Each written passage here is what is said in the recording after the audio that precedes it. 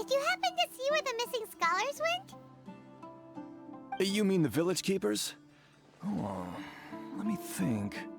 When I was eating dinner the other day, I saw one of them by the side of the road, muttering away and eating mushrooms and tree roots. They shouldn't go around eating that kind of stuff.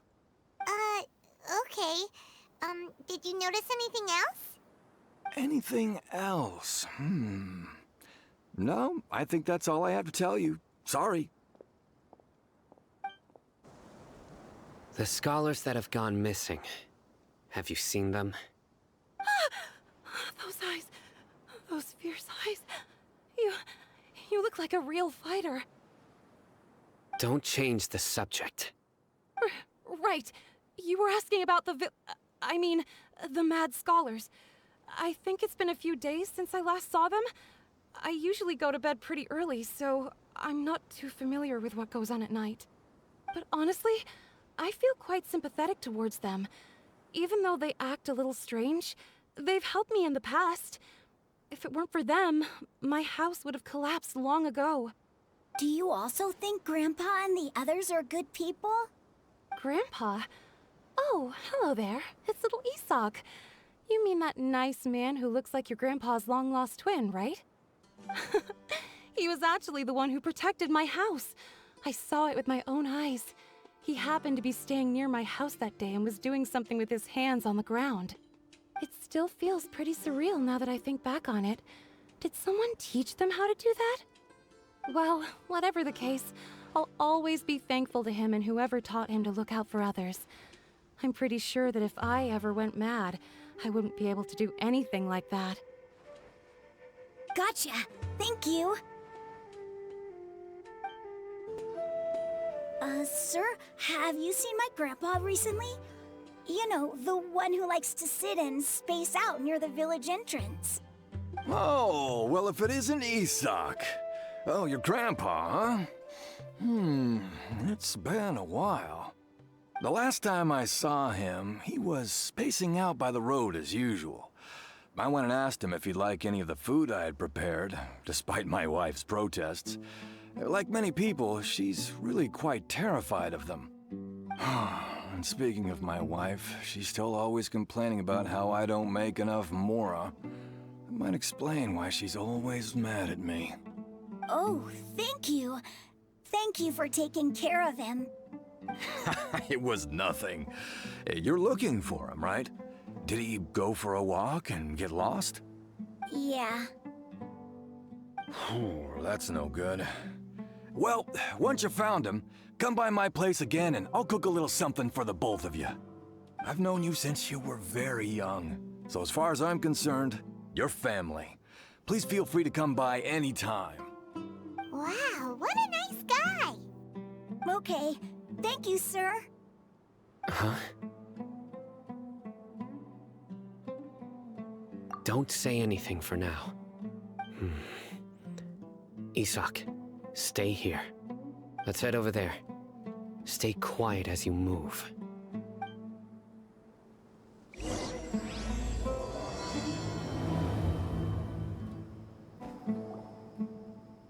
Listen, see if you can make out what they're saying. Have you heard? The mighty King Deshret, the sovereign of our faith, will soon return to this world. Yes, of course I have. King Deshret is the one and only true ruler of this land. I've never believed in any other gods. Still, you say he's coming back, but it sure doesn't feel like life's about to change around here anytime soon. What's your proof? Haven't you noticed? The village has been getting more deranged scholars than ever. Delavar was saying that many people also went insane just before the fall of King Deshret's civilization in ancient times. We don't quite know why, but it seems like there's some sort of connection between insanity and King Deshret. Isn't it a sign of King Deshret's power that all the mad scholars have disappeared? If you ask me, they must have been chosen as the final sacrifice for King Deshret's resurrection. Huh. Now that you say it, that does make some sense. Does this mean our lives are finally going to take a turn for the better? Exactly. Those city folks will get what's coming to them. Now, Repeat everything you've just said from the very beginning. Huh? Who are you? Where did you come from? My patience is running thin. You heard what I asked.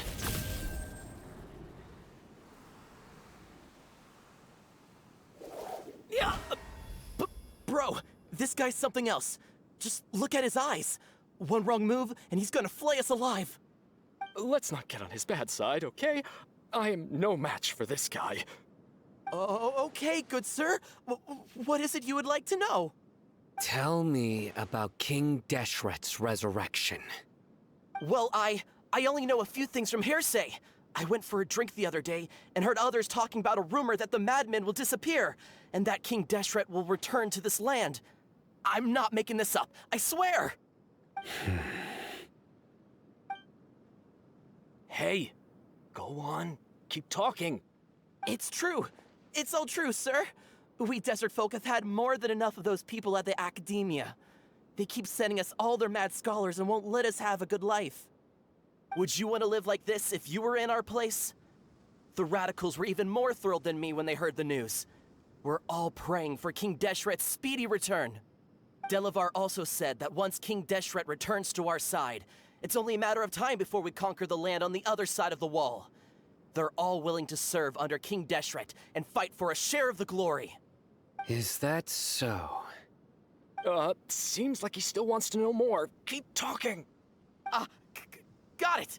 At first, I told myself it was just the drink talking, but then all the mad scholars vanished without a trace, just as the rumors said. Please don't beat me up just for mentioning these rumors. If I'm guilty, then everyone else around here is also guilty. I'm just saying what the others said. The people here really like King Deshret, but dislike the Dendro Archon. Where is this radical person you talked about? I haven't run into him over the past few days, so he probably hasn't been around the village. What about you, man? Have you seen him at all? No, not at all. We wouldn't dare lie to you. He's really not here right now. Sounds like you're not too close with the radicals. No, of course not. All we know are their names. I have many ways to stop you from talking. And many others to stop you from sending warning messages. So you'd best just stay home and hope I don't hear of you trying to contact anybody. Don't do anything until I've gotten to the bottom of this. Try something foolish, and even Candace won't be able to protect you. Yes, got it. We'll do just as you say. That scared Paimon half to death. Sino is pretty terrifying. He didn't try to reassure us at all. It's like he's used to hearing that. Oh, Paimon bets lots of people have told him that before. I heard that. Sorry. It's part of being a Matra. The rumor we heard just now seems like a strong lead. But we need to check a few more places. Very well. Isak! I'm here. Where's your grandpa's house? Well, I can take you there. Just follow me.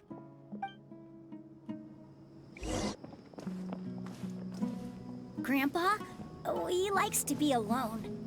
Sometimes he stares at the sky in a daze, and other times he just pokes at the ground with his fingers. Every now and then, he yells out at the top of his lungs, so a lot of people are really scared of him. But he's a good person, really. I know he is. I swear, he's just like my real grandpa.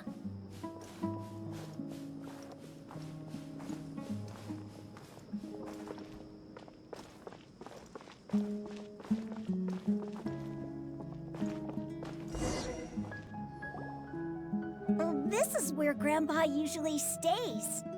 There sure isn't much here. No. Incense? Please don't say it's the same one as before. But are you okay? Are you getting dizzy or need to lie down? There's a scent that you can sense, but I can't. A certain traveler here once passed out from that smell. Thankfully, Tighnari saved the day. And then he gave us a long lecture to explain all about how it worked. So, you know Tighnari? Huh? You know him too? Are you two friends? Yes. Now that I concentrate, I can also make out the scent of incense. Wait, surely Tighnari didn't lecture you too? No, no need. Did you first encounter this scent at Tighnari's house? In the forest. From a scholar. What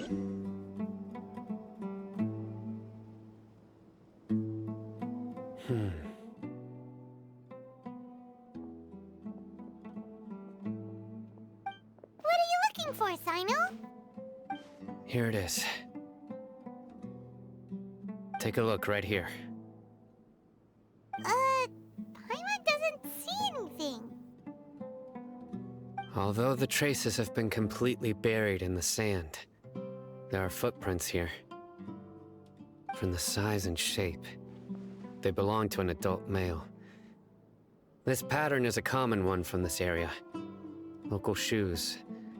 This was probably someone from the village. The scent is quite faint, but still extant. The footprints head in that direction. But who would come looking for Grandpa? He doesn't have any friends. We'd have to ask whoever lured him away with the incense. Huh? So you can lure someone away with just a scent?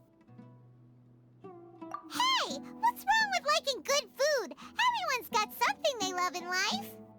Exactly. Most scholars are fond of incense, since the smell supposedly helps them clear their minds and discover new knowledge. Even deep within the clutches of madness, they still yearn for their knowledge-seeking days, and will follow the scent whenever it presents itself. No, Grandpa. So, someone's taking advantage of their weakness? Huh. Still, why would anyone want to abduct all the scholars? Are the rumors really true? Could the disappearance of all the mad scholars have something to do with the radicals? It's highly likely. Please, you have to save my Grandpa. Grandpa's never done anything wrong. Please help him. Sounds like we'd better help get him back. Don't you worry, Isak. We won't let whoever took him get away with it. Let's head to Aru Village and inform Candace and the others about what we learned here. After that, we'll set off to find the scholars. Right. The darker fabric definitely looks a lot better. That'd be my choice, too. We're back, Candace! We've got a lot to tell you. Ah, welcome back. Sounds like everyone's friends already. Oh, Dia's here too! You bet. So, everything goes smoothly? Reasonably. Alhaitham didn't go with you? We haven't seen him at all. Huh. I saw him around the village entrance earlier and figured he was investigating with you. I guess he must have gone off on his own. Did you find out anything useful?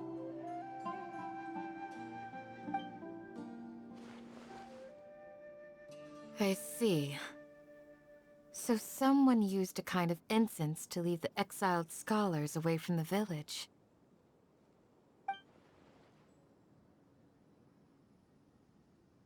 The resurrection of King Deshret? First I've heard of it. Far as I know, the kind of incense you just mentioned is only popular beyond the wall. Scholars are fond of it, but as you can see, there aren't many scholars still studying around these parts. No seller would be able to make a profit here. Not to mention making incense is a labor-intensive process. You won't see anybody in the desert with the patience to make or sell something that requires that kind of effort. It seems someone from beyond the wall must have been supporting this. Makes sense. So what should we do then? Do we go back to the academia and search for leads there? If it was any other day, that would be your next logical step. But today, you've got me on your team, so you get an extra tip. Didn't you say that the villager got his news from the tavern? Well, I also like to drink at the tavern, so I know a thing or two about these radicals he mentioned. If Paimon remembers correctly, the leader of the radicals is some guy called Delavar. Ah, yeah. Delavar, the scar-riddled bandit, Engur, the wide-eyed butcher, and Jabari, the duck-tailed bearded crook. The whole lot of them are known around these parts.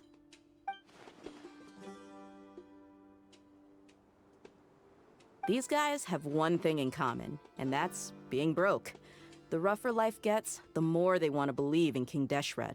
Way they see it, King Deshret's resurrection is their only chance at overthrowing the academia.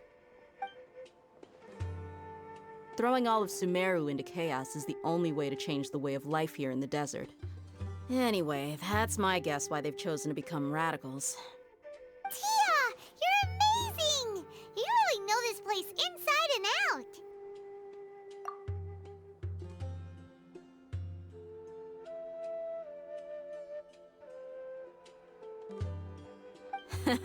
No merc can afford to slack off on gathering intelligence. Every more I've spent in the tavern has been a valuable investment. Let's head out. Now hold on, you're staying right here, Sino. Why? Aru Village is not a big place. Outsiders stand out here like a sore thumb. I'd bet word about you has already gotten out.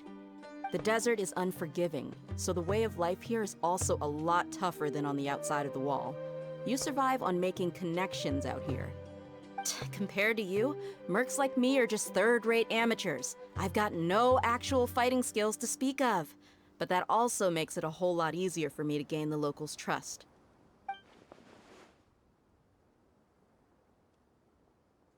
I need to go around and ask some questions, but it'll be difficult if you're with me. Fine. Good. Then we've got a plan. The Traveler and Paimon will go to Caravan Rebot with me, and we'll try our best to figure out where the mad scholars have been taken. Sino, you'll have to stay in the village and continue investigating on your own. All right, sounds like a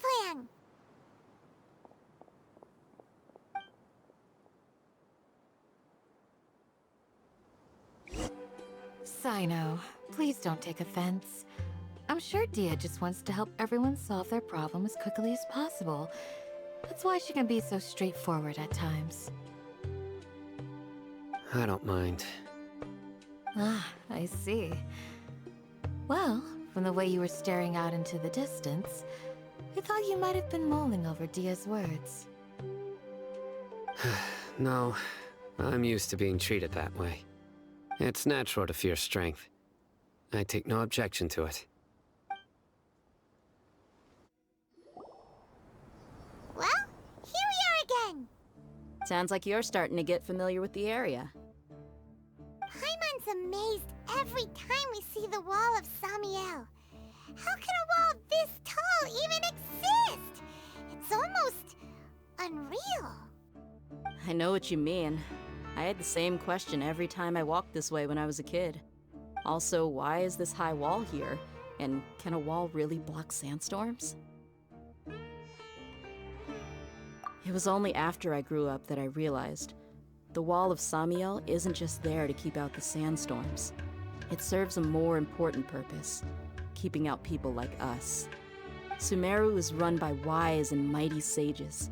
To them, us desert dwellers are nothing but tools that can be used and discarded at their whim.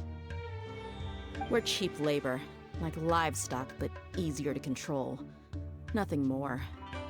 Even if a child from the desert got the chance to obtain an Akasha terminal, almost all their requests for knowledge would be denied. The academia believes we're underserving. Geniuses like Sataria are one in a million. The other children never get a single chance to try and rewrite their fate.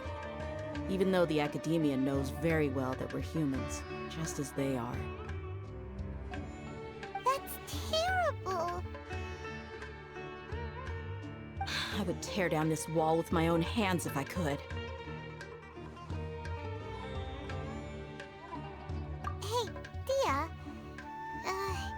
You're not thinking about doing anything scary, are you? No, not at all. This place just gets me thinking, that's all. Besides, we're here to procure information, aren't we? Yep, we gotta catch those. Shh. Caravan Rebot is crawling with people, so be careful what you say. We don't want anyone to find out what we're here for. Our mission started the moment we arrived here. Let's go check out the tavern. Maybe we'll find someone I know.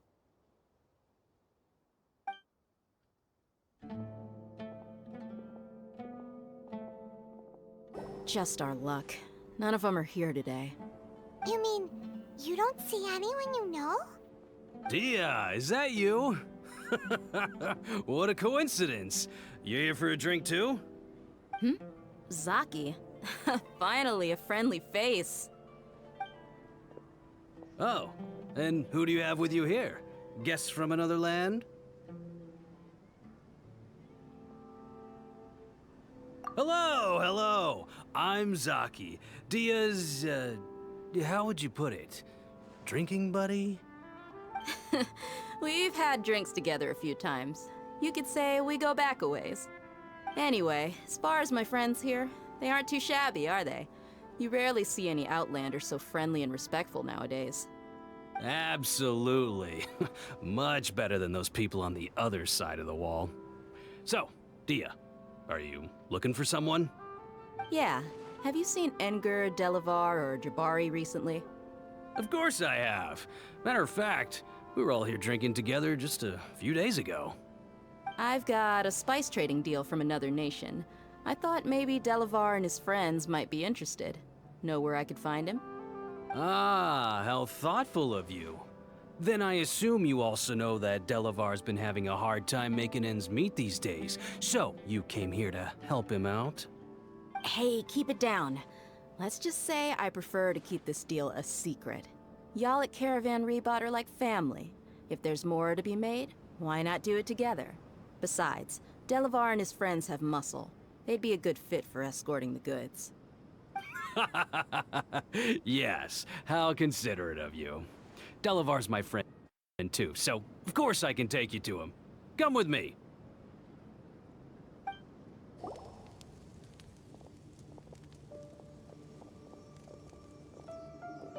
Are we there yet? Yep, this is the place. This place is practically deserted. What are they doing in a place like this?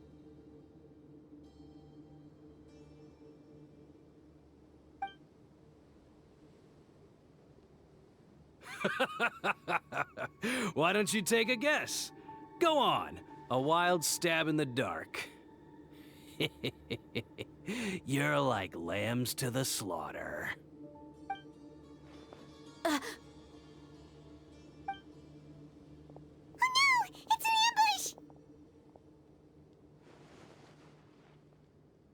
ambush! What's this all about, Zaki? Come on, Dia. You really think we didn't hear about what you said back in Aru village? The boys have kept a close eye on you from the moment you set foot there. Not only do I know that you're looking for Delavar, I also know that you've teamed up with people from the academia to look for the missing scholars.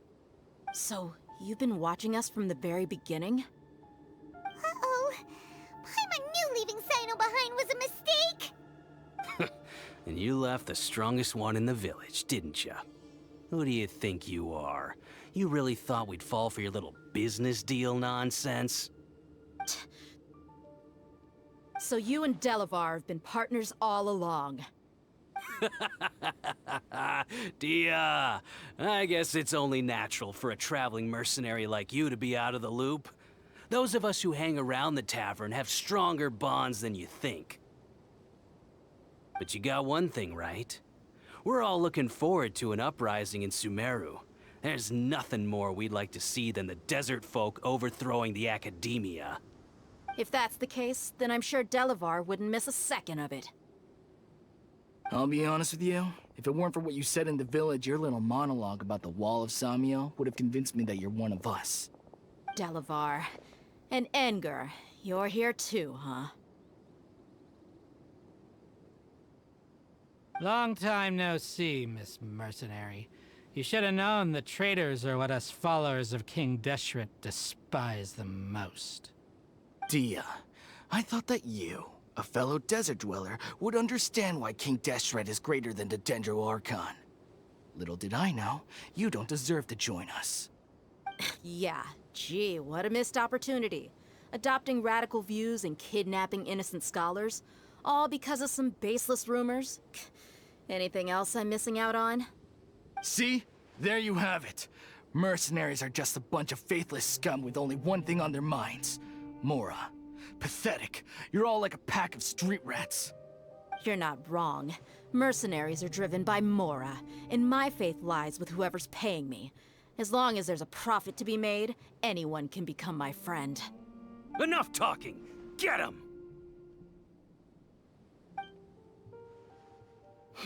Just as I expected. Let's teach him a lesson, traveler.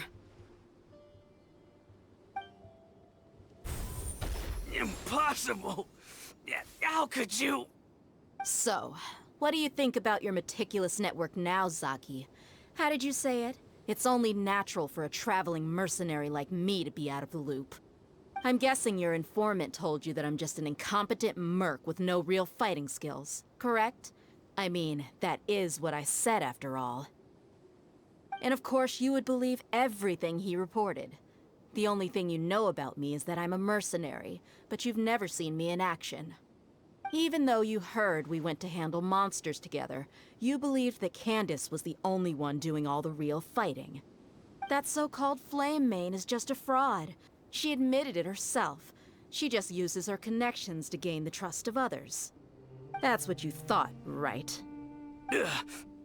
You lied in the village because you figured that we'd have people watching you. And you were stupid enough to fall for it. I figured as much the first time we drank together.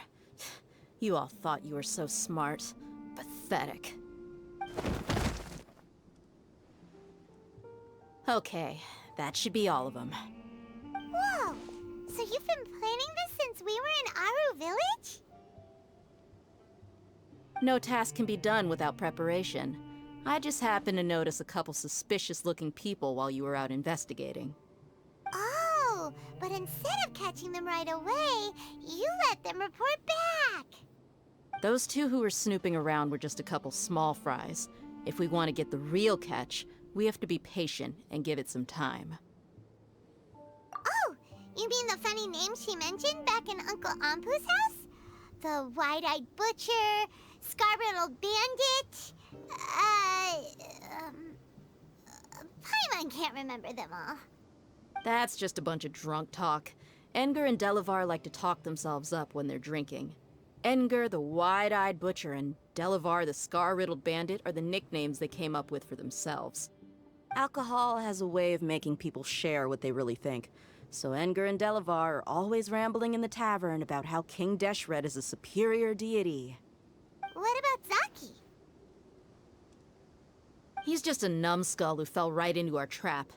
Zaki was probably the best hidden of them all. My initial plan was to find Delavar first, and then try to track him down.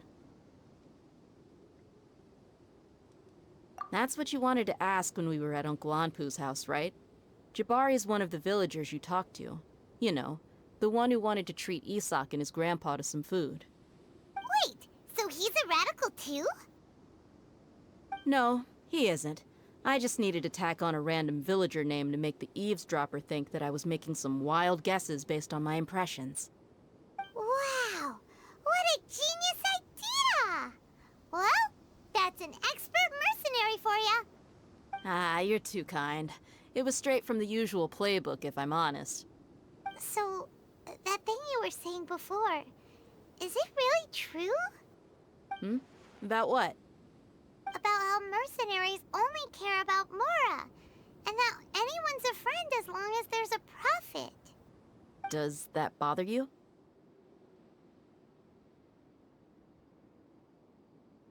What makes you so sure?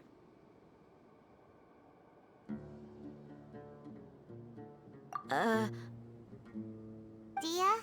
do you dislike the Dendro Archon like the other desert folk? You two are pretty sharp. No, I don't have anything against the Dendro Archon.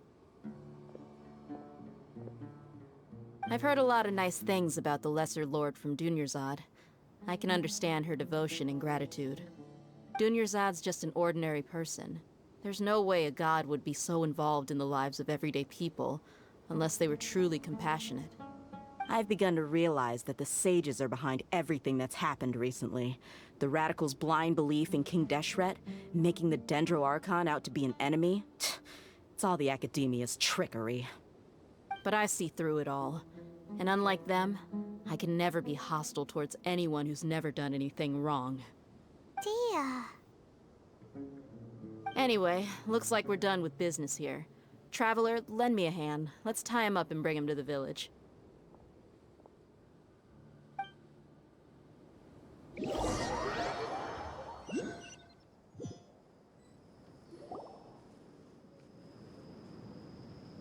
This should be all of them. I'll let you take it from here. All right. I'll be in touch. Until then, please stand by. Candace, do you need any help? Candace will be okay on her own. I trust her, so you can too. She's been guarding Aru village for quite some time now. If anyone is qualified to question the offenders, it's her.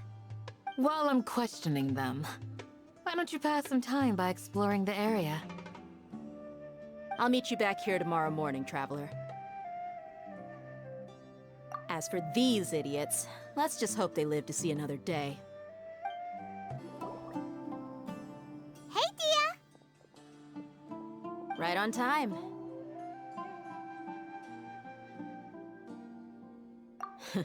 We'll know any moment now. Paimon's been wondering. You seem to know Candace pretty well. Have you been friends for a long time? We've known each other for some time now. She's a pretty interesting person.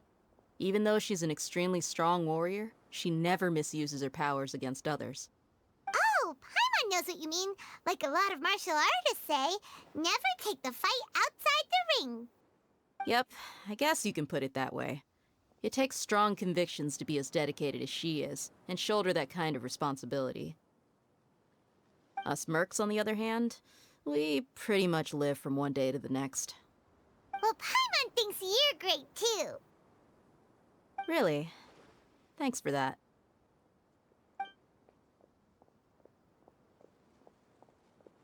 Oh, Sino's here, and he's pretty early too. Yes. I was here yesterday to help out a little. To help out? By doing what? Sharing some interrogation techniques. Oh, you mean you taught Candace some more persuasive methods? Right. Come on in, everyone. Come on, let's go inside.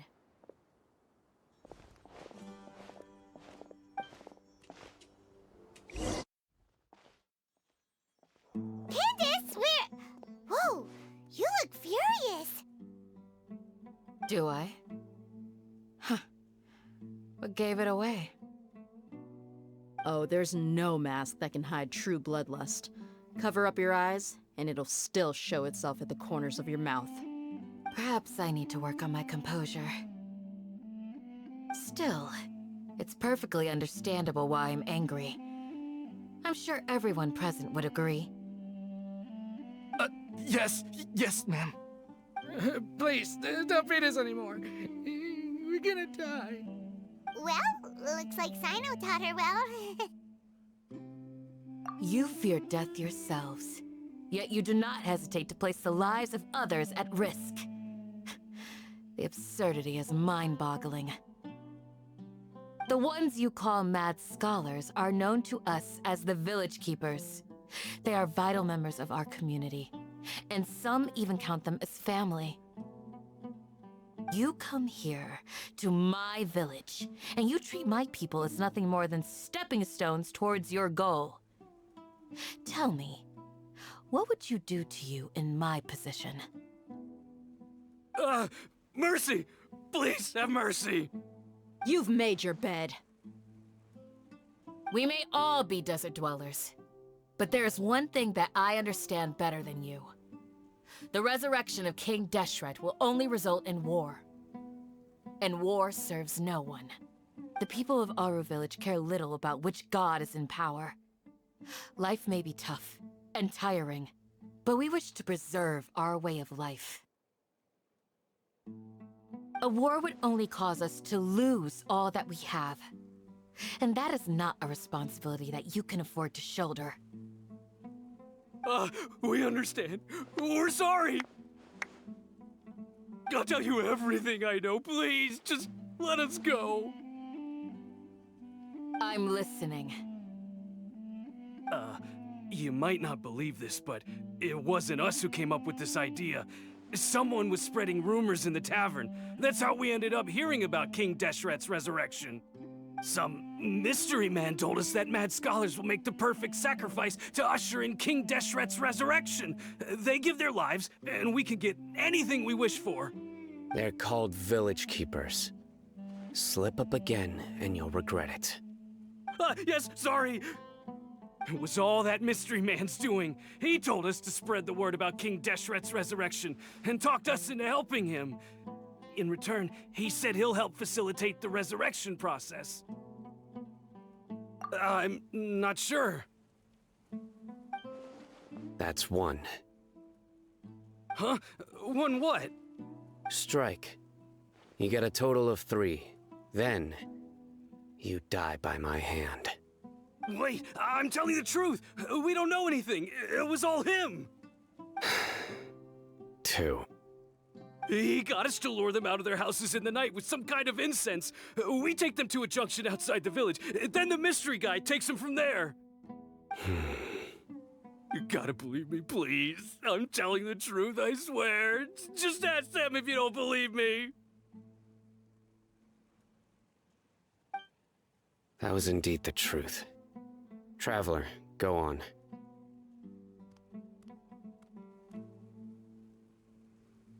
You have to believe me. If I knew that, I would have told you his name right away. I'm not risking another beating to keep his secrets. No way.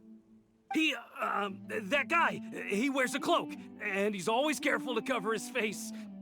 He calls himself King Deshret's envoy. I believe I may know what's going on. Uncle Anpu? What do you mean?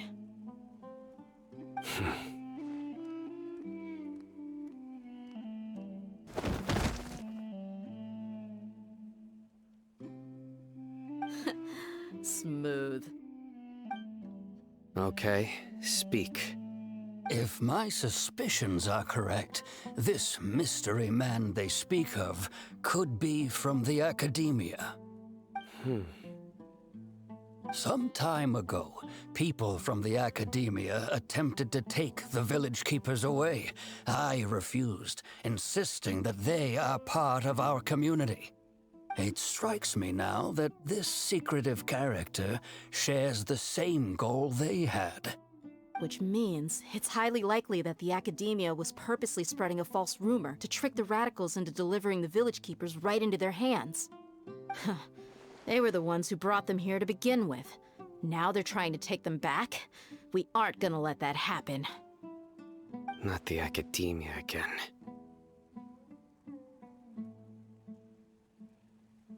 Just as I thought. But what could they want with the Village Keepers? People are nothing but tools in the eyes of the Academia. A change in their plans likely means they found another way to exploit the scholars. Regardless, our top priority now is locating the Village Keepers. You're right. Isak is still waiting for news on his grandpa. Time to go. Let's leave the village and try to track them down. Yes. Pack up and get ready to leave. You got it. Candace, I'll let you deal with the radicals. Leave everything outside the village to us. All right. Let's meet back here once everyone's ready.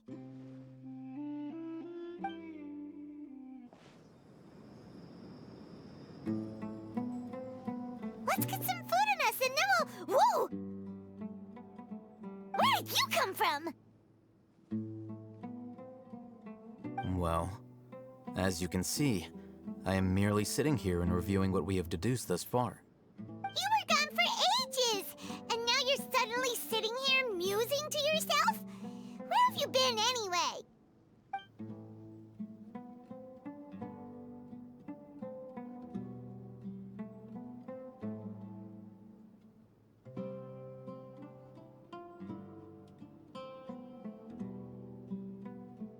Hey, what's with the silence? You never think things through before asking questions. I'm giving you some time to make up for that. Paimon's so mad! Paimon's gonna give you an ugly nickname!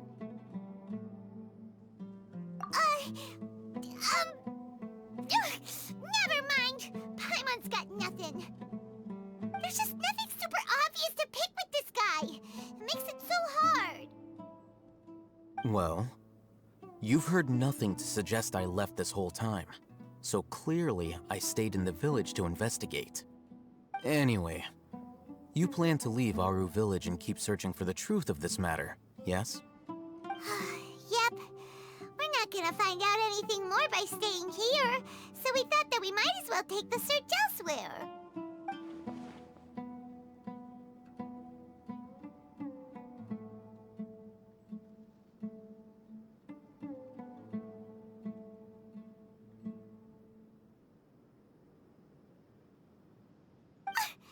Enough with the silent treatment! No.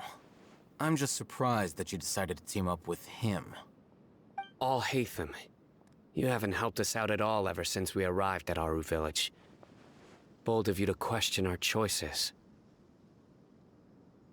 Yeah, you're all talk! While you were investigating, I had my own work to do, which I've now finished. Really? Paimon doesn't believe you. To be honest, we aren't really a team, so I have no obligation to inform you of my whereabouts. Not to mention that going separate ways allowed me to find some important information that you all had missed. Huh? Right here in the village? Correct. What did you learn? I'm going to take you to someone. But before that, you need to understand where she's coming from. What does that mean? How do you think the residents of Aru village feel about what we're doing? In other words, do you truly believe every single word the villagers tell us? You mean some of them lied to us? Hiding the truth does not necessarily equate to lying. Again, these people have their reasons. Remember what Candace said? Most people in Aru village don't necessarily care which deity is in charge of Sumeru. That's because whether King Deshret or the Dendro Archon has power is of little significance to them. By contrast, the perils of their daily lives are ever-present concerns. They won't simply share everything they know with you without good reason. That's why you believed there was no further information to be found in this village. Glad you're following along. Among those you have talked to, there's someone who was consciously keeping you out of the loop. In fact, she's been observing your every move since you arrived. The reason being, to someone who only wants to live their life in peace, any external factors introduce unpredictability into the equation. Those eyes. Those fierce eyes. You look like a real fighter. Don't change the subject. It's quite obvious that she's intimidated by Sino's authority and strength. Right. You were asking about the mad scholars. She corrected herself mid-sentence because she's aware that there are King Deshret fanatics in the village. If she sounds too friendly towards the village keepers, she could easily make herself the radicals' next target. I think it's been a few days since I last saw them. I usually go to bed pretty early, so I'm not too familiar with what goes on at night. Remember? She made a point of denying her involvement in anything that occurs at night. But honestly, I feel quite sympathetic towards them. Even though they act a little strange, they've helped me in the past. If it weren't for them, my house would have collapsed long ago. After speaking to the village chief, it became clear that the village keepers had protected Aru village at night. In other words, the young miss was very much awake during that time. Then why would she lie? By getting involved with an outsider, she risks drawing unwanted attention to herself. As for why she might be so wary about all this, maybe you should ask her. I'll pass on this one. You said that she is afraid of me. If so, it's best if I stay out of this. We're on it! Miss Shawnee, as we discussed earlier, I've brought someone with me. Mr. Alhaitham, I'm aware of where you stand, but how can I make sure that your friends think the same as you? Huh? What do you mean? We need to clarify our stance or something? Go ahead and talk to her. You'll get the answers you want. Go on. Earn her trust. Is it really that simple? May I call you Traveler? Hi, Traveler. I want to ask you something. Do you think the resurrection of King Deshret can truly change Sumeru for the better? Why's that?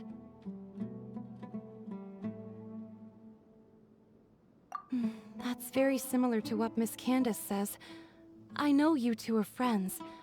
That's why I'm willing to talk to you, even though I do have some reservations.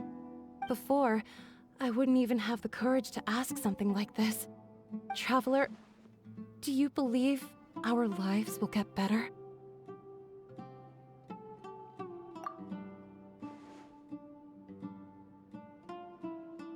Yeah! We came here from another nation, so it isn't wrong of you to be weary. And we aren't really residents of any one nation. But even so, we've met lots of people from different places, and we've always fought for what we believed in. We have friends in Sumeru, and we want to help them. That's why we decided to stay here for a while.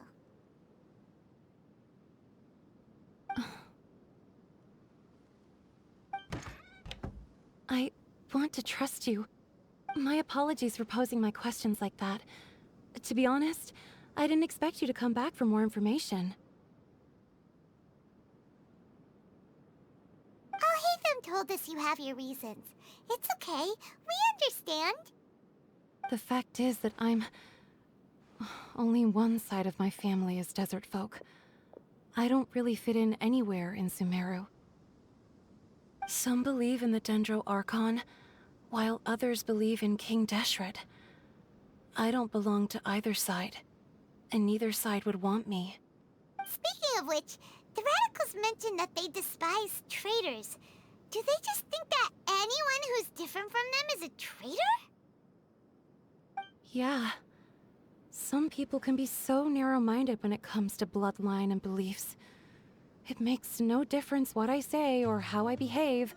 I'll always be suspected of having ulterior motives.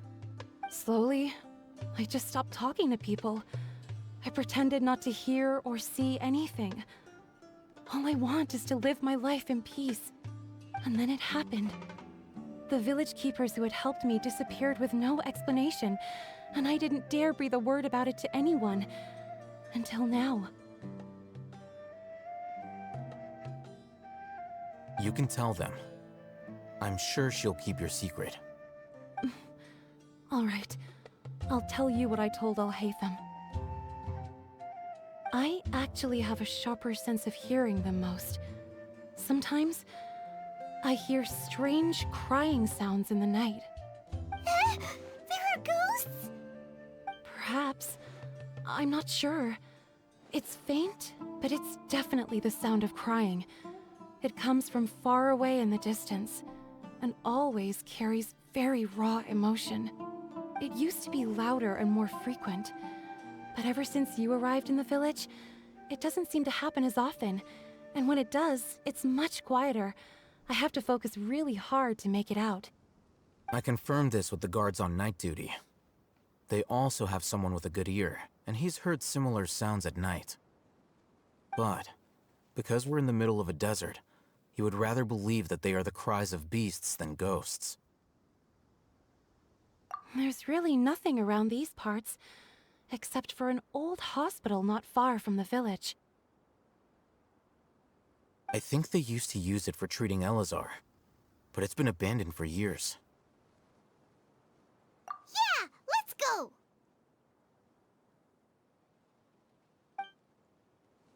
Ooh, is this the place? It's in terrible shape, and there's sand everywhere. Empty and forgotten. An ideal place to hide people. Monsters! Watch out! Whew. They were easier to deal with than Paimon had expected. Super strong bandits?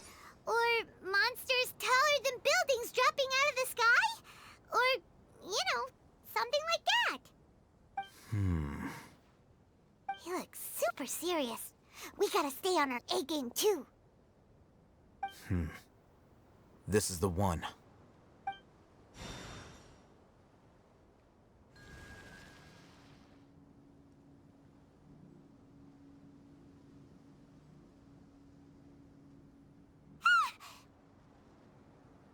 Let's go in and take a look.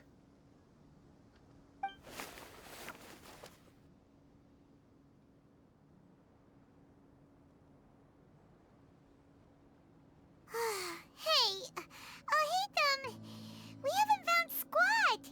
Are you sure we aren't wasting our time here? Patience. Shawnee says she only hears the crying at night. We have time to burn. Until then, I'm taking a break.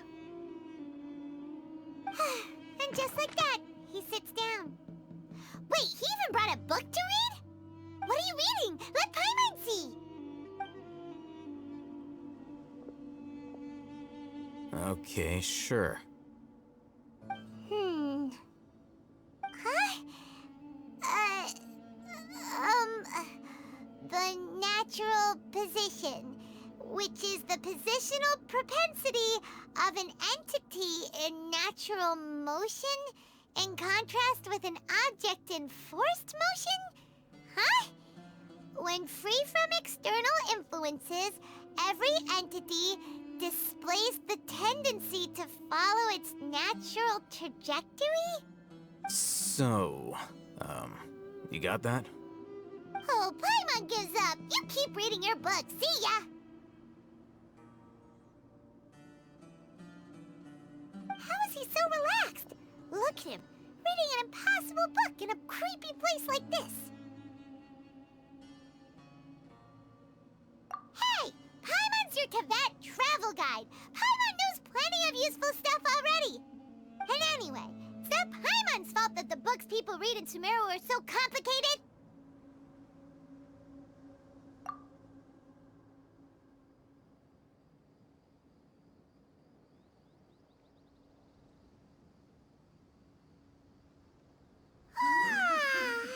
Paimon's getting so sleepy. Huh? What was that sound? There it is. It's coming from that direction. Is the sound coming from here? Huh. Paimon's not seeing anything.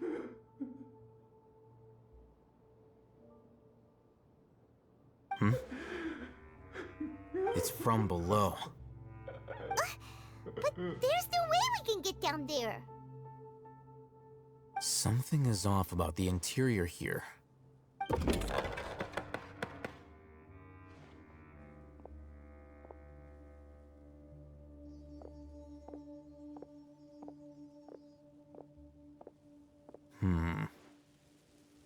As I thought, there's a hidden structure. Wow. It's like they tucked another hospital into this one. Oh, it looks like there are other mechanisms around here. Let's keep exploring.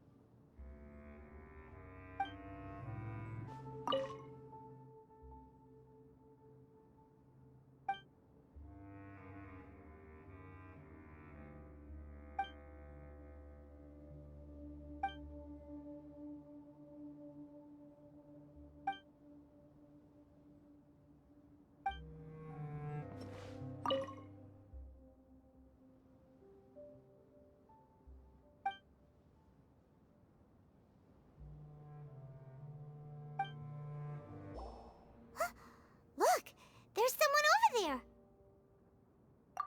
Good idea. Let's approach him slowly without alarming him.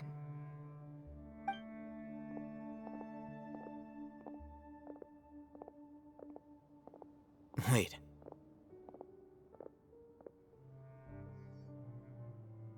You're...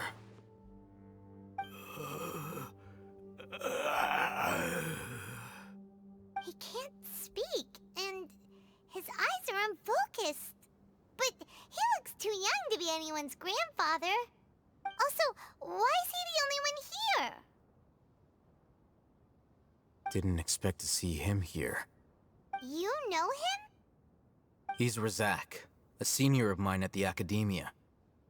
He's a scholar too? Is he the kind that holes up in a forest and mumbles stuff about training? No. And that's the problem. Razak was never involved in any of those things. He never trained in the forest, let alone reach Satyavada life.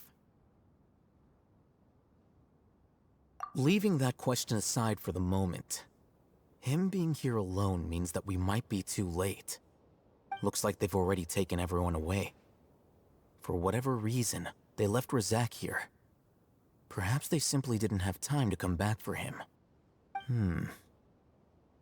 There are drag marks on the ground. They're clearer by the doorway. Someone was forcefully drawing a cart that was loaded with something heavy. Loaded with people? That is one possibility. It looks like they were in a hurry, as if they were afraid of being caught.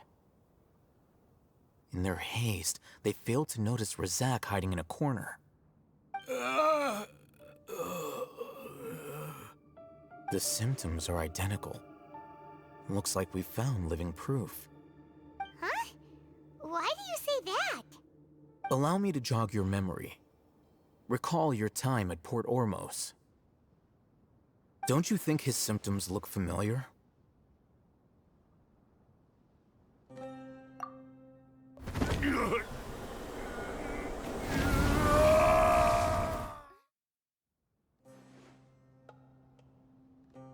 Oh, now that you mention it, they're acting the same way. Correct. The Academia is behind all of this. It isn't difficult to deduce their rationale. First, the Academia spread a false rumor of King Deshret's resurrection, emphasizing the role of the village keepers, the mad scholars who were exiled to Aru village. These rumors were all the persuasion that the radicals needed, and those based in Aru village leapt into action.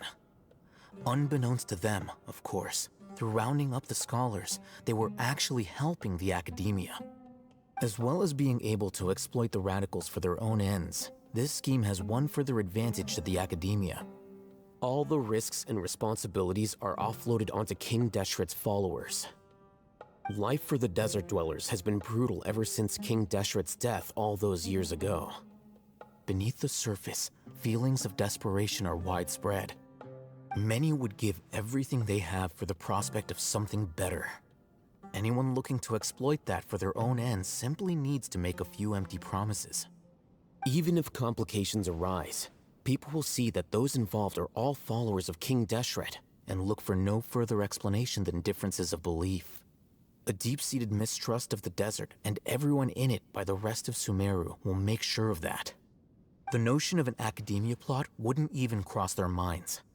It may seem like a simple strategy, but it is able to work wonders under Sumeru's current circumstances. Oh, that makes a lot of sense. It's in line with the village chief's theory, too. But there's still one very important question. Wasn't it the academia that brought the scholars to Aru village in the first place? Why does it want them back now? Throughout this process, one thing has changed. The scholars' identity. First, they were scholars. Then, they became lunatics. After that, they were exiles. And finally, they become missing persons. An exile is still patently a living, breathing human being. But when someone becomes a missing person, that is brought into question. If you can't find someone, you have no way of knowing what exactly happened to them. That makes missing people an ideal resource. Resource? For what exactly? One possibility is that the information in their brains could be extracted into knowledge capsules. Extracted? You mean canned knowledge comes from people's brains? With the technology of the Sumeru Academia, it's entirely possible.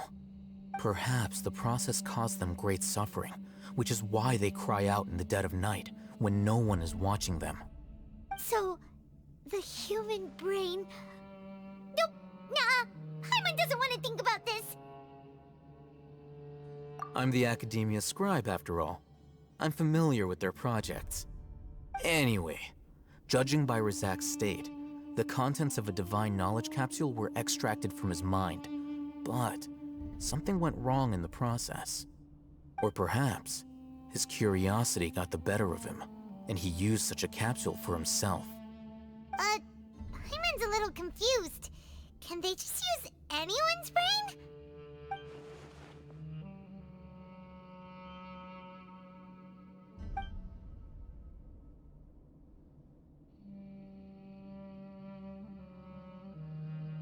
The look on your face tells me you've realized the answer.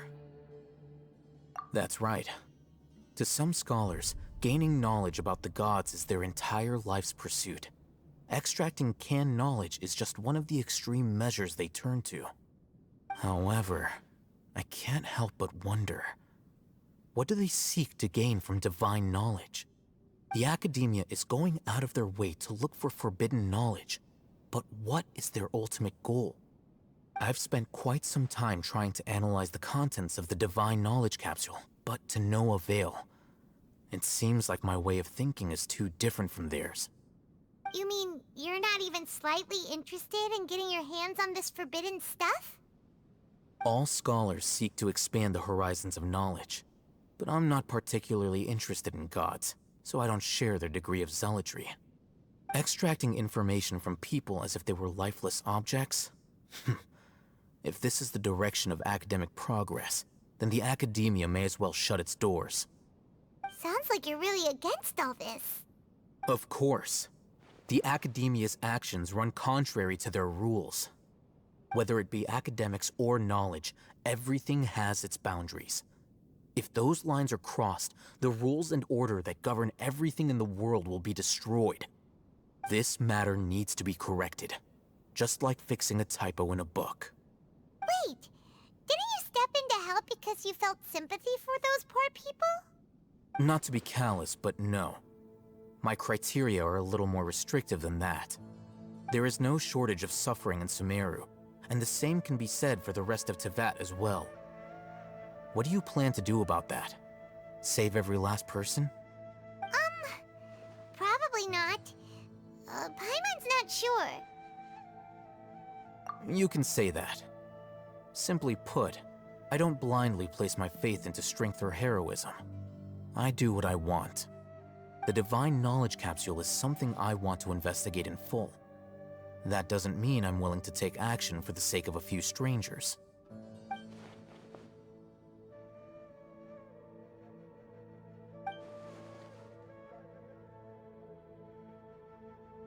Paimon's been wanting to say this for a while. There are a lot of bad guys in the academia, but you're not one of them. You're their weirdo. You're probably right. Though I must say, I quite enjoy this feeling of being the odd one out. Uniqueness is also an asset, is it not? Wow, that's a great way to think about it.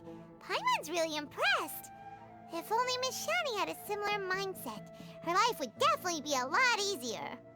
I'm just a more likable person than her in general. There's nothing more to it than that.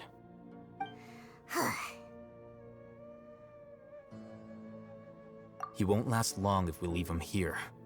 Let's take him with us. We'll work out our next step after we return to Aru Village.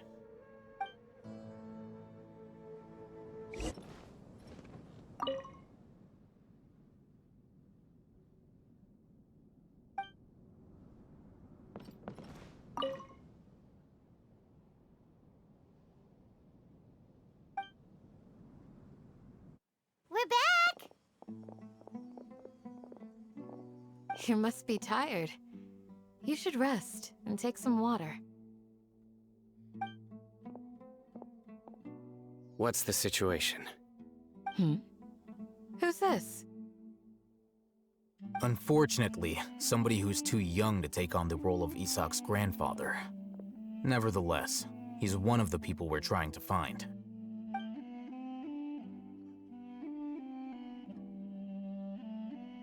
So, at one point in time, the abandoned Elazar Hospital served as the Academia's site for extracting divine cant knowledge. Yep, pretty much. Their plan must have been implemented at some point before we arrived at Aru Village, since divine cant knowledge has been in circulation for a while now. Yet, they fled once we were headed to the village, almost as if they knew we were on their trail. Why is that? Yeah, why is that? We may have a mole in our midst. One of us could be secretly revealing our whereabouts to the Academia. Huh? Are our friendships that shallow? Looks like none of you have realized wherein lies the issue. Sino, you're the reason why they can predict our movements. Wait, what's that supposed to mean? Choose your next words very carefully. It is simply a logical inference. I have my reasons. So what you're saying is, Sino's the mole. Interesting.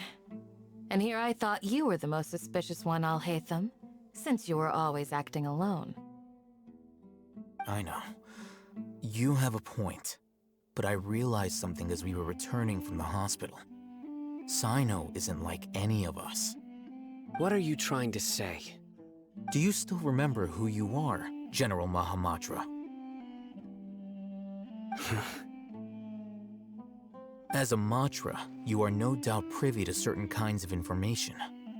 Before you can take action against someone, you are required to have all the facts available, including the less than savory details. Simply put, the Academia has traditionally allowed you access to a wealth of sensitive information. Knowing their modus operandi, wouldn't you expect them to take precautions against you? If you want to raise a vicious wolf, you need to make sure that you can avoid its bite. The Academia is monitoring me? It's not that simple. The Academia has eyes all over Sumeru, but they have a special protocol for dealing with you. Every so often comes a Nyagarbaha Day. On this day, the Academia enters new information into the Akasha through knowledge capsules. I remember seeing the thick notebook next to the control panel once.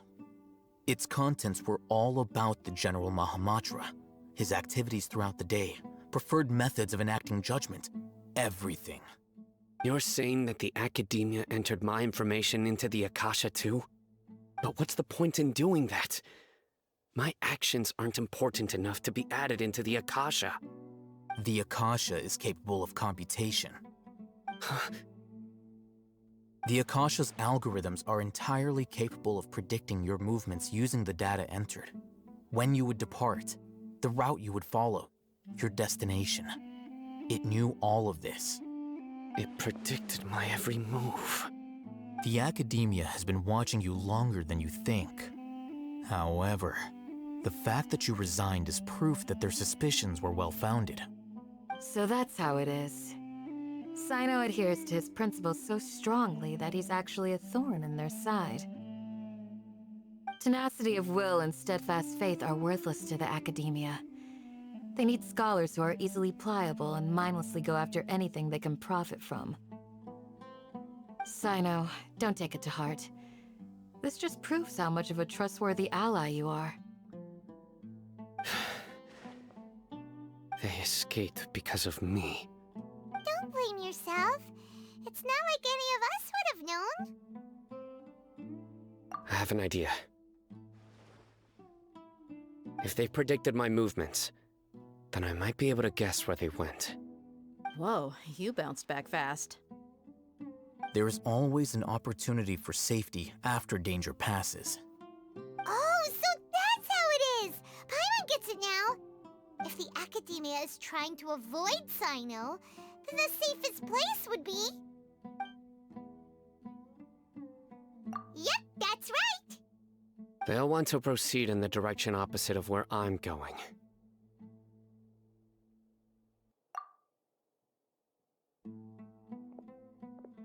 I must go. There's also something I want to investigate. Let's go, guys! After him! Please, wait! I want to go too! You want to go too? If so, you have to promise you'll stay safe. I want to find Grandpa. I promise I'll be careful and not cause any trouble. Everyone, I leave him in your hands. Yay! Let's go! Remember to pack some food with you! Paimon feels like we're missing someone, though. So, where do we go from here? Yes. After leaving the village, we should head straight toward the desert. There's something here. What's this? It's buried in the sand. Looks like we'll need to roll up our sleeves and do some work. And Paimon thought running around everywhere was already enough work. Okay. So, we have to dig it out? Whatever's down there looks like it's buried really deep.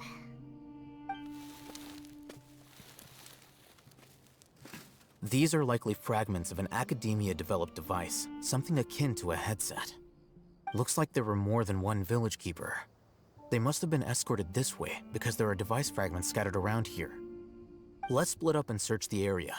Chances are that we'll find other things nearby.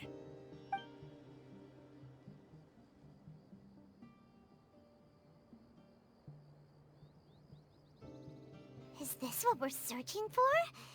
It looks kind of scary. This is definitely a device used to extract divine knowledge. How did it end up buried in the sand? That can't have been part of the plan. They must have been attacked along the way. Wait, what? Grandpa, I hope you're okay. Don't worry, your grandpa's gonna be fine. Razak didn't display any signs of starvation or dehydration, which means that they left fairly recently. We should be able to catch up. One more thing. Given that the device had been entirely covered by sand, I believe the attack must have happened prior to the sandstorm. Let's keep going. They can't have gone far. Voices, over there. It sounds like an argument. Whoa, you have really good ears. Don't get any closer. They'll notice us. Dia's talking with the Eremites? Very interesting. Let's listen in. If you had informed me sooner, there'd be plenty of room for us to... You're one of us. We would never lie. Scholars. You don't know as much as I do. Need me to... I knew it. That's our Dia. Dia? Why would you... Dia! Hey, what are you doing? Huh? Didn't you say you'd help me find Grandpa? Why are you on their side? Well, look who's here. Ain't that something? This complicates things. You've betrayed Aru village? So, this is the great General Mahamatra. Dear, you'd be better off as my assistant than hanging around with this motley crew. Seen for yourself, I have the means and methods, and my ideals are far more admirable than theirs. I'm not the type that's easily swayed, Raman. You of all people should know that. Wait, what's going on, Dia? Whose side are you on here? Shut it, Paimon. It doesn't matter. Whichever side you pick, nothing can deter us from the grand mission of resurrecting King Deshret. Once our Lord of Old returns to this land, we will have a new beginning. Face the facts, Raman. It's not gonna happen. You should understand that more than anyone. Have all your years as a merc taught you nothing about placing hopes in a ruler? I'm a desert dweller and a proud follower of King Deshret. Whether I live by the edge of the sword or in peaceful comfort, my soul will always carry this conviction. It's not too late yet. The village mad scholars aren't gonna bring King Deshret back to life. You don't understand, my dear lady. Pursuing our faith is our purpose in life. Even if the chance of success is 1 in a million, we must be willing to give everything we have. Even if it'll expose you to the academia? Even if they end up disbanding the Eremites? Your Eremites, which you've worked so hard for all these years? Yes. We've waited a long time for this day to come. The sun and the moon no longer shine here. All you see now is cracks in this desiccated land. But fate has finally dealt me a hand to play against the Academia. With these scholars in our custody, we'll stomp the Academia's forces and fight our way beyond the wall of Samiel. Ridiculous. Think about it. The Academia controls the entirety of Sumeru.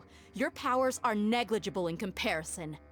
If you still don't believe me, then try asking these two men. They're also against the Academia, but neither of them are as arrogant as you are. They look more like pawns of the Academia to me. Why would I listen to anything the people of Greater Lord Rukkhadevada have to say? Filthy traitors. Your god abandoned all honor and betrayed King Deshret. We desert dwellers will never trust the likes of you.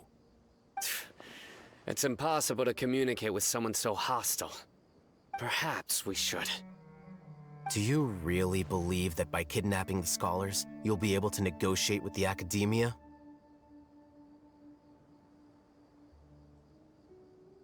These people have no value as bargaining chips, but I could be persuaded to take their place as your next hostage. These scholars were exiled from the Academia. I, on the other hand, am their current scribe, and will be a much greater asset to you. Wait, you can't be serious. So, you want to trade places with the hostages, do you? Precisely. Any wise person would gladly accept my offer. What are you thinking? What if they decide to kill you instead? Well, that would be bad luck for me. However, I'd get the chance to observe the scholars, perhaps even find out the truth. Think you can talk me over with that confident look of yours? I'm not trying to persuade you. I'm using this as a means of joining forces against the Academia. You are the scribe. What do you have against the Academia? Not all desert dwellers believe in King Deshret, and the same applies to the Academia. Why must all knowledge seekers approve of the Academia's way of doing things? You Academia scum. Every last one of you is nothing but a hypocrite, just like everyone else on the other side of that wall. I've made myself clear enough. I won't listen to another word from the Dendro Archon's people. Not so fast. I'll hate them. Do you stand by everything you just said? I never make empty promises. You know you're making a dangerous decision, right? I do. Good. Raman, hear me out. These people are my friends. Maybe you can't take the followers of the Dendro Archon at their word, but what about me? Do you trust me? We've known each other for years. Of course I do. In that case, I'm willing to vouch for their honesty with my right arm. Come on, Raman, don't be a coward. If you're serious about taking on the Academia, you need to steel yourself. You can't be afraid. An arm from the Flame Mane. You've piqued my interest. But what if you refuse to oblige? What should I do then? No one's a fool here, Dia. We're mercs. And mercs don't tend to live long unless they have their wits about them. You're not wrong, but this is different. I promised my friends that we'd bring back the Village Keepers together. Let's do it right here, then. Give me your right arm as proof of your resolve. Don't listen to him! He's not even trying to negotiate! He just wants to make things more difficult! That's fine. Are you crazy? We came here to save lives. One arm for that many people is still a pretty good deal, if you ask me. Raman, I'm holding up my end of the deal here. You'd better not let me down. Sure. Go ahead and cut off her right arm.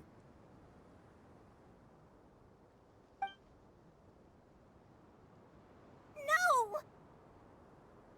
Dia! What are you gonna do? Think of something! You don't have to go this far. That's not for you to decide. Do it! Dia!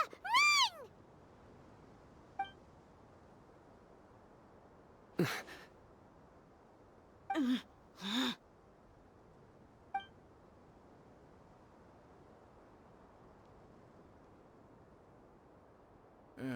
Stop!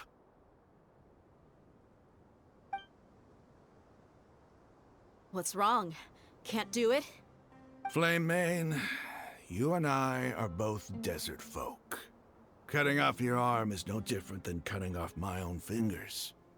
Where's the sense in cutting my own kin to pieces? You've shown me that you're serious. Go on now, take your friends and leave. Meet me in the desert at noon tomorrow.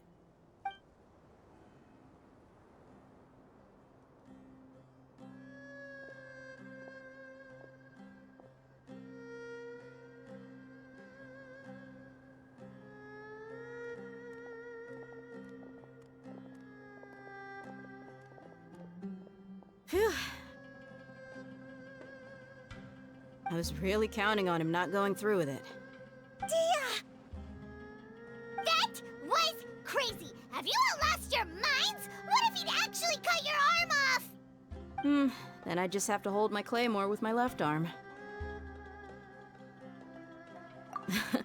Okay, I'm sorry.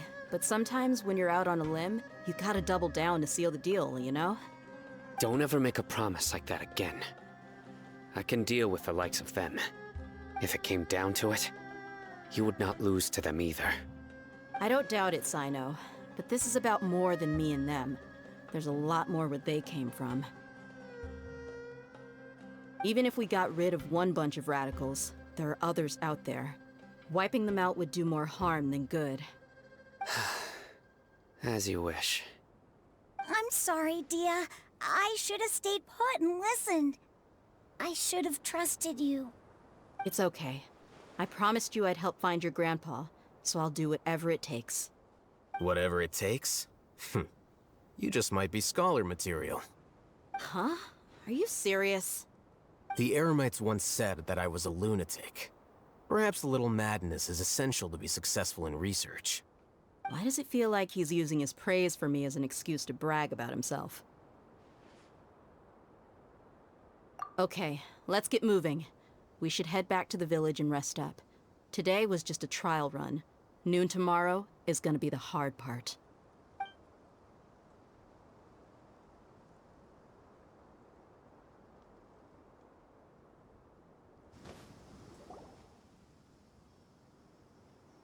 You're all here so early. Looks like we have everyone here. Isak, are you sure you want to come with us? I'll watch from a safe distance. Dia, I want to be there to bring Grandpa home. Okay, let's go then. Dia, wait. What's the matter? I heard that you were quite reckless yesterday. No more of that today, understood? Or I'll be very upset with you. Fine.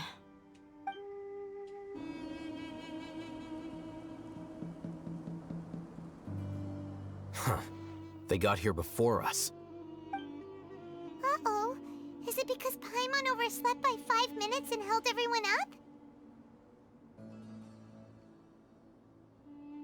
Is everything ready? Absolutely.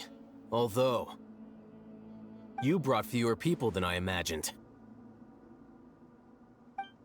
Bring him over.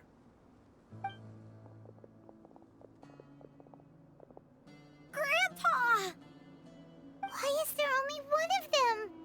Rahman, I've always thought of you as a man of his word. What's this about? It's a one-for-one exchange. Sounds fair, don't you think? And let me put it this way. Agreeing to any kind of deal with the Dendro Archon's people is already a huge compromise on my part. Don't you think you've asked enough?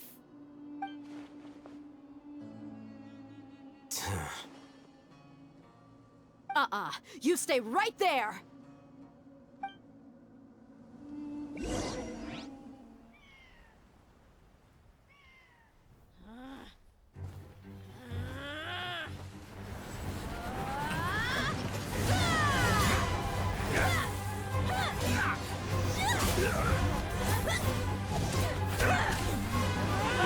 Playmate! What do you think you're doing?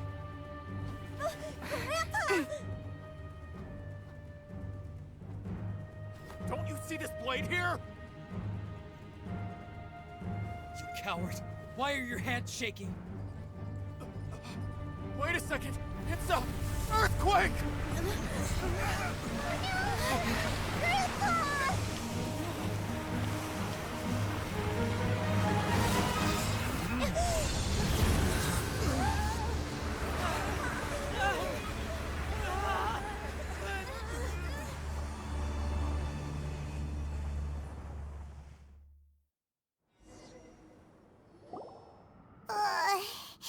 Paimon's dizzy.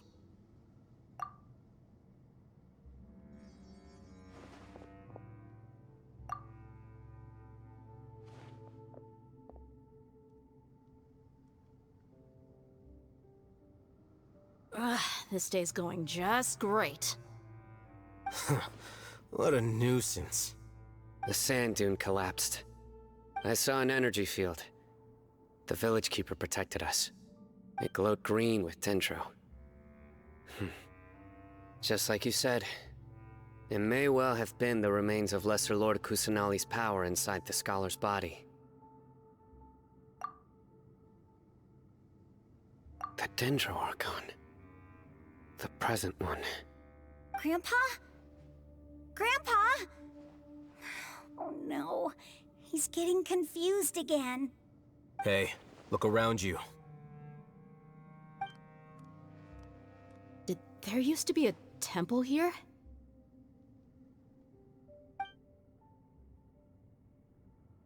It seems that when the sand dune collapsed, it exposed these underground structures. The symbols on the gate belong to King Deshret's civilization. This structure must be ancient. Over time, the sandstorms completely buried it and left it in the state we see now. It could have been an underground palace in the distant past. Oh, a miracle. Praise King Deshret! What's he doing here? And his men too? They must have fallen down here with us. Pretty lucky if you ask me. Most of them seem in really bad shape. Except for him. He got off lightly. Mind your head. No, this isn't the time for conflict. Our exalted lord has shown us the way to his sacred palace. He's not actually gonna go in there, is he? As it happens, I want to take a look inside too. What are you doing? Don't you think it's curious? 1 minute, Lesser Lord Kusanali's power protects us from harm, and the next, remnants of King Deshret's civilization appear. 2 major deities are vying to showcase their power to us. It would be a shame not to witness them both. Paimon thought you weren't interested in gods. Indeed.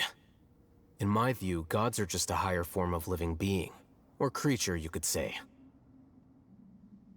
New discoveries are always worth investigating. Whether they have anything to do with gods is neither here nor there. Raman, what are you gonna do about your men? I'll just let them lay here. King Deshret will take care of his people. Right now, I'm going inside.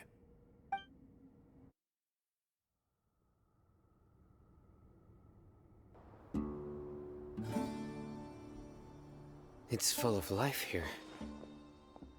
This defies comprehension. It looked completely desolate from the outside. Yet, it flows with energy inside. Yeah, and there's so many plants. It's so pretty. Sir Raman. Huh? Me? Do you see another Raman here? Are you mocking me? What do you mean, sir? Interpret it however you want. But there's something I'd like to draw your attention to. While this structure is clearly left over from King Deshret's civilization, the energy that flows in here is that of the Dendro Archon. Whatever you say. It's not like I have a vision. There's nothing to be angry about. Think of this as an academic journey. It does seem kinda strange. If that's true, then we might have to explore this whole area to find an explanation. Now that's a sight to see.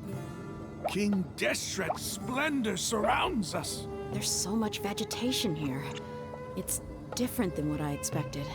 Sure are a lot of plants for a desert.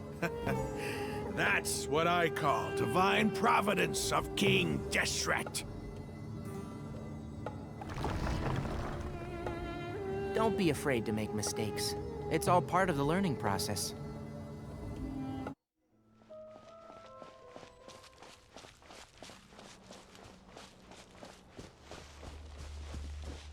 It's getting brighter. Oh, it looks so beautiful.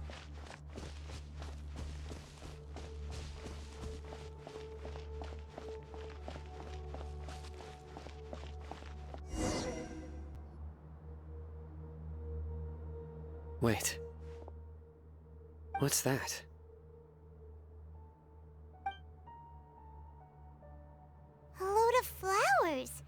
and it looks like there's something among them. These are King Deshret runes. They left something behind. Yes. It's an elegy written in an ancient script. What does it say? Here lies our faithful priest Kasala. His wisdom is a miracle among the people, deserving of high praise and admiration. You can read ancient King Deshret script? Of course. Every student needs to master at least 20 languages before they graduate. He's not serious, right? There's still something off about this place. The elemental energy here is too concentrated. The scent of life. Is it trying to tell us something? Is this it? Analyzing.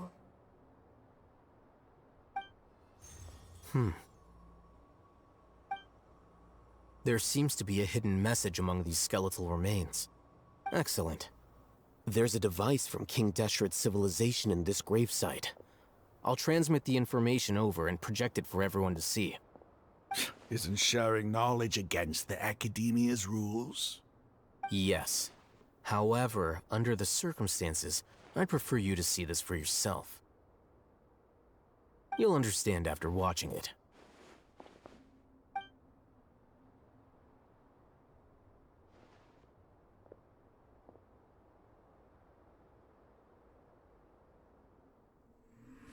Civilization is born of knowledge, but so too can knowledge be its demise.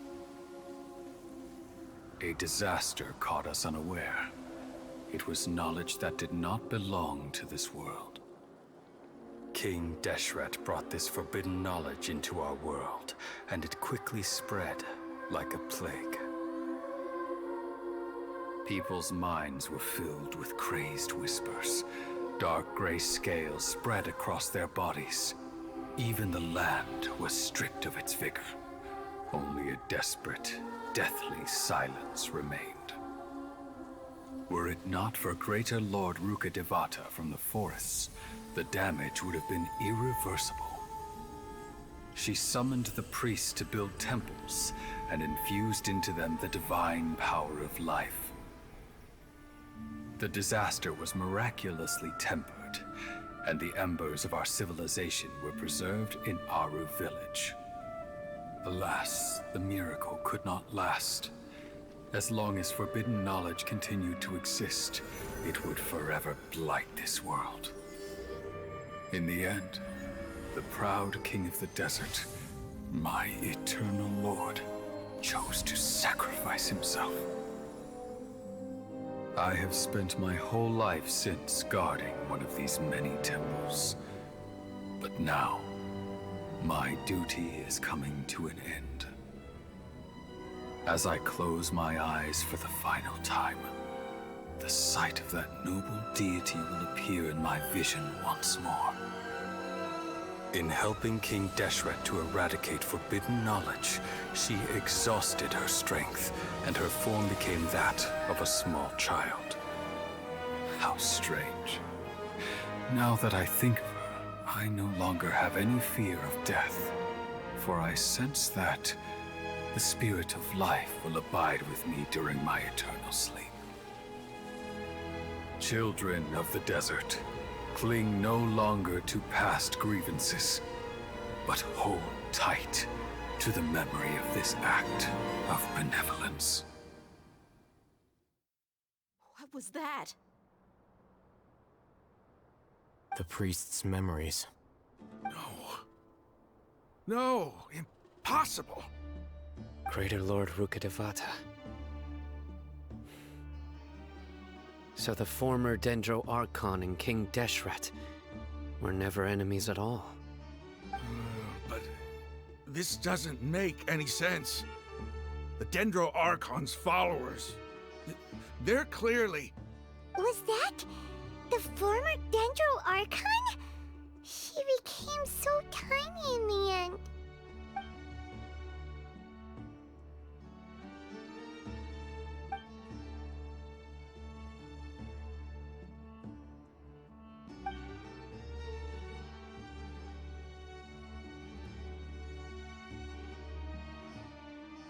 You might be distrustful of the Akasha, but there's no reason for you to doubt King Deshret's technology. You've just witnessed his priest's last words. I've never heard about any of this before. The surviving followers of King Deshret all gathered in Aru village. Our god did not make mistakes. We refuse to believe any of the rumors. King Deshret's death, the all but total annihilation of our civilization, it was all Greater Lord Rukkhadevata's doing. We saw her as nothing more than a traitor, who stabbed us in the back in our moment of crisis. Just like us humans, fighting, feuding, double-crossing each other to survive in the desert. You were blinded by your prejudice.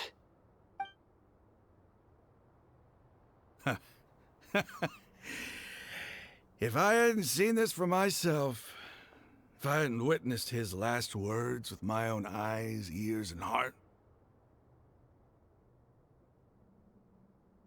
how could I ever begin to accept this? The truth is so far from what I've always known. Am I really supposed to believe that after all these years, all this time seeking revenge, suddenly now my enemy is my savior? Raman, that's enough. Give it a rest. You're starting to make a fool of yourself.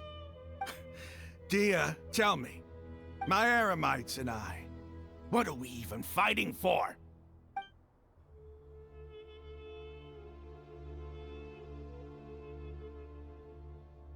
Hey, how you doing? I'll live. Thanks. I should probably go. Can't just stay here forever. What's your next move gonna be? Oh, I know what you're going to ask. I feel deeply ashamed of everything I've done.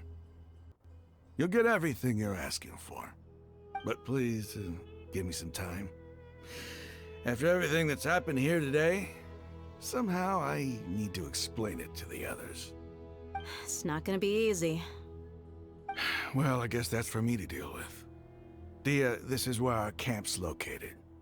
Make a note of it. When would be a good time for us to go? Tomorrow. I'll convince everyone that we're all on the same side. And I'll return every last one of your your village keepers. We'll share our other resources with you too.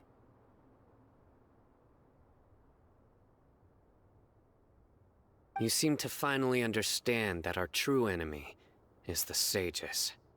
Yes. The gods never gave up on anyone. It's the people responsible for all this that need to face the consequences of their actions. That must have been rough, but he seems to have figured things out now. Raman's no fool. Being the leader of your own faction in the desert is no easy feat. It's too bad he was held back by his belief in King Deshret. But now that that's changed, I guess we have a few more people on our side. The outcome, at least, is favorable. We should get going too. Let's head back, have a proper meal, and a nice, long sleep. We'll need all our energy tomorrow.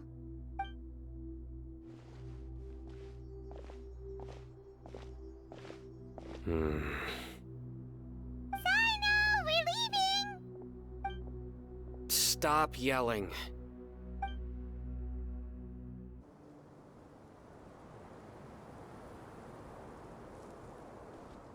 Raman, we're here. Everything's been arranged. Someone will bring the village keepers back to Aru village shortly. I guess all I can say now is, thanks for agreeing to help. Don't mention it. I think we can both agree you went to hell and back for it. But we share a common cause now. From here on out, we're allies. Where are the perpetrators? I'll bring you to them. Follow me.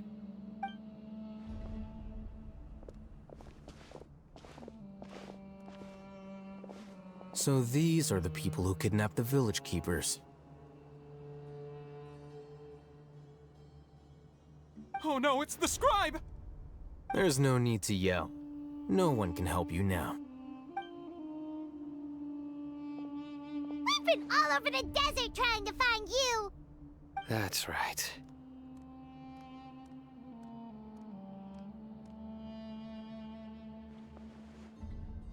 General Mahamatra? No, no! Make it quick, please! Swift and painless! Whoa. The moment they set eyes on Sino, they turned pale like they've seen a ghost! You should have known that I would be coming for you. Wait, we were just following orders. You know what I'm talking about, right? There's no way we could have done all this by ourselves. No, not Sino. He's gonna tear us limb from limb.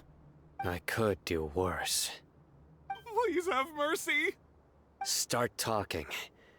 Otherwise, I'll have to resort to other methods. So, your superiors have kept you quite busy recently. Why? What are they trying to accomplish? They wanted to extract canned knowledge. Don't play dumb. You know what I'm really asking. They extract divine canned knowledge. Then what? I really don't know how to explain it. Well, you better start talking or you'll be sorry!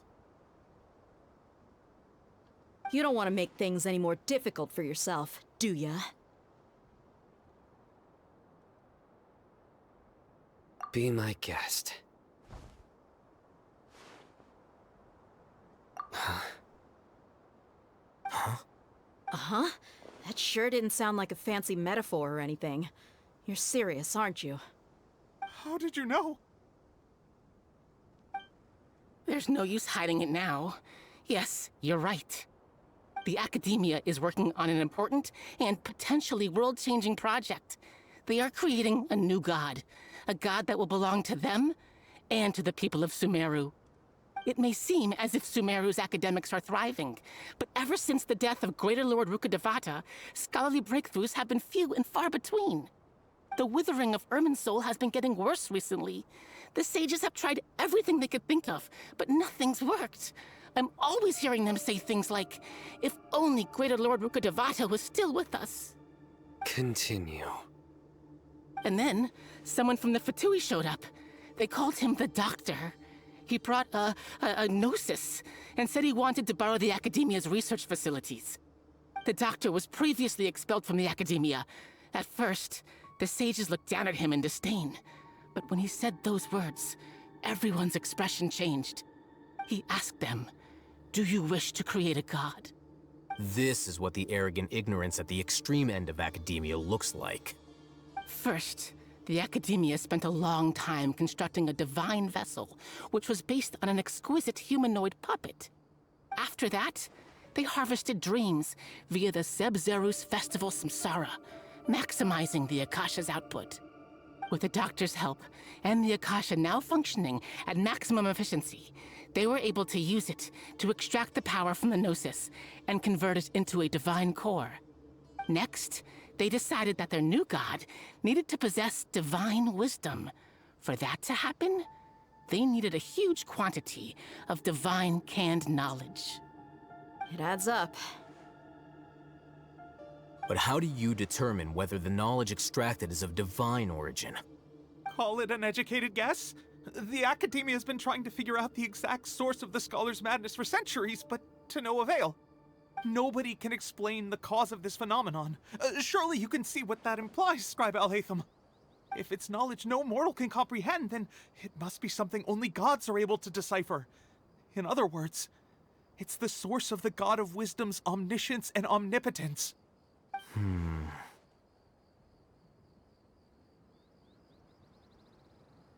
You must have noticed by now. The Academia doesn't care about who their god is. It's the ability to exercise control over knowledge and wisdom that matters. It is as if they are cursed with a desire for omniscience and omnipotence that burns in their blood. Some organisms demonstrate phototaxis, and thus orient their entire lives in respect to sources of light. For the sages, Their only source of hope is the existence of a deity who embodies the acme of wisdom. This is but a form of phototaxis. For many scholars, the absence of a god of wisdom means stumbling in the darkness for the duration of their lives. Then what does Lesser Lord Kusanali mean to you? Is she not a true god present in this world? If you already have a new god, why try to create another one? From the beginning, the Academia has never treated her as a god. When the Academia first discovered Lesser Lord Kusanali, the newborn god of wisdom, the sages hoped that she would be as wise as Greater Lord Rukkhadevata. But upon evaluation, they found that at the time she possessed no more intelligence than any ordinary human child. The sages never had a ruder awakening. This forced them to accept that Greater Lord Rukkhadevata had indeed passed away. Not to mention that Lesser Lord Kusanali's gnosis had been used to power the Akasha this entire time. By herself, she has neither an Archon's raw power, nor the spectacular insight expected of a god of wisdom. Slowly but surely, people began to forget about her existence. So, this is the path the sages have chosen.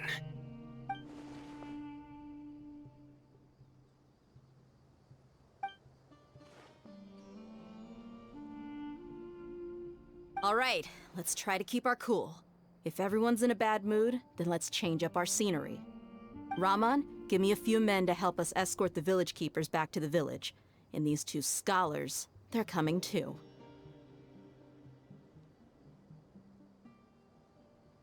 Sure, as you wish. The village keepers you found have all been returned to their homes, and each one has a dedicated caregiver to look after them. The two new scholars are being kept under close supervision, too. Really great work, everyone. The atmosphere is so heavy.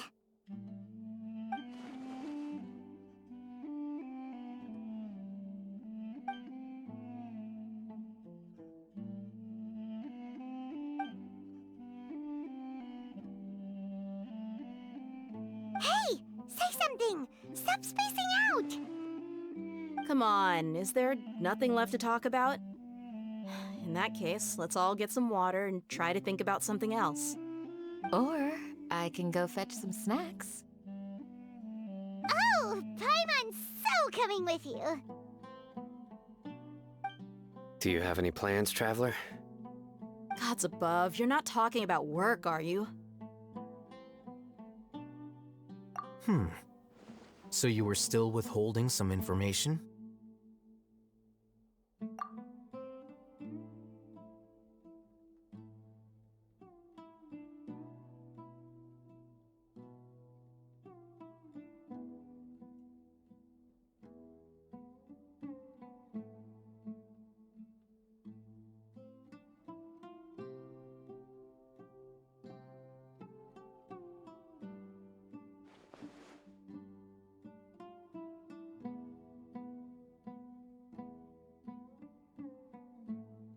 Even though we lived through all of this firsthand, it still feels super surreal to hear you talk about it again. What a whirlwind of a story.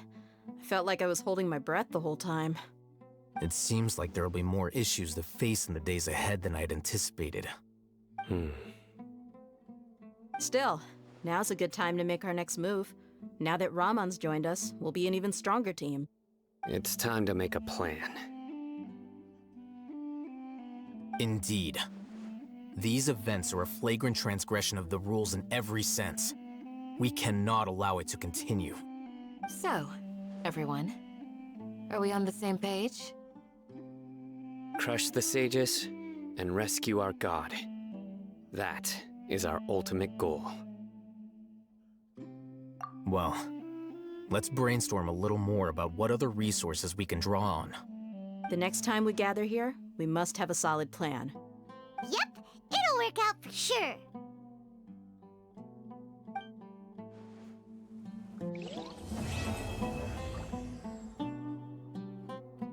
In the past, I never imagined that even the gods could suffer from hardship.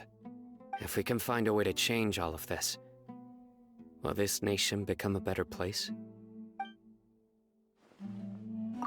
The past few days have been some of the most challenging work I've ever taken on, and none of it'll earn me a single mora. I can't believe it. Look on the bright side, dear. Maybe we'll get a huge reward after this is all over.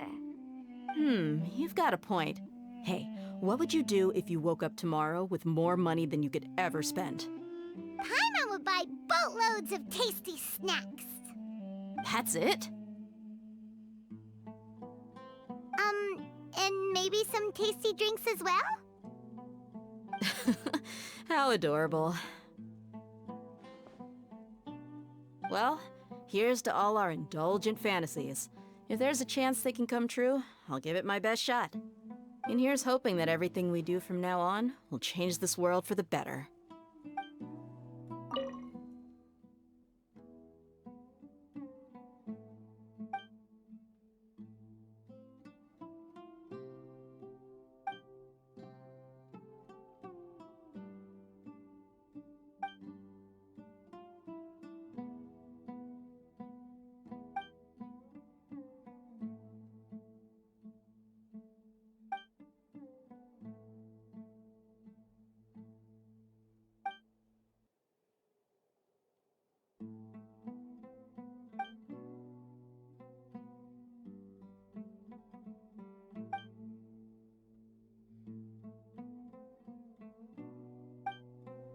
You must let me know if there's anything I can do to help. Though I cannot leave Aru Village, I can't help but feel stirred when I see the looks in your eyes. I've never felt as roused as this when fighting alone in the past. I suppose this must be the power of camaraderie. Don't rush. This is a big undertaking, and the planning and preparation for what lies ahead will no doubt take some time. Take it slowly. We need to make sure the plan is as effective as possible. He's starting to read his book again. Hey, are you even listening? Would you like me to lend you something to read? No way! Your books aren't quite to Paimon's tastes. I was joking. I know my books are far too difficult for you, and I have no intention of lending them out. Ugh, you're still